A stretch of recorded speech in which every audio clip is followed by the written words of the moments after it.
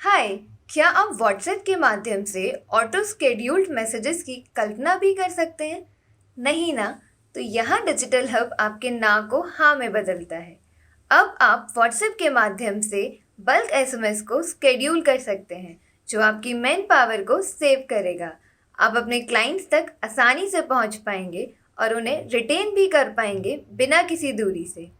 आइए अब हम देखते हैं कि इसे करना कितना आसान है और आप इसे अपने फ़ोन से भी कर सकते हैं। हमारे द्वारा एक एक्सेल शीट आपको दी जाएगी। वो एक्सेल कुछ इस तरीके से होगी। इस एक्सेल शीट में सिर्फ आपको यहाँ क्लाइंट का नाम डालना है जिसको आप मैसेज भेज रहे हैं, पहला मैसेज जो आप उन्हें भेजना चाहते हैं। यहाँ आप हमारे प्री मेड मैसेज टेम्पलेट का भी यूज़ कर सकते हैं। उसके बाद यहाँ हम रिमाइंडर सेट करेंगे। आप जितने भी रिमाइंडर सेट करना चाहते हैं सेट कर सकते हैं और बस आपका मैसेज सेंड हो गया है। आइए अब हम देखते हैं कि हमारा मैसेज कैसा दिख रहा है।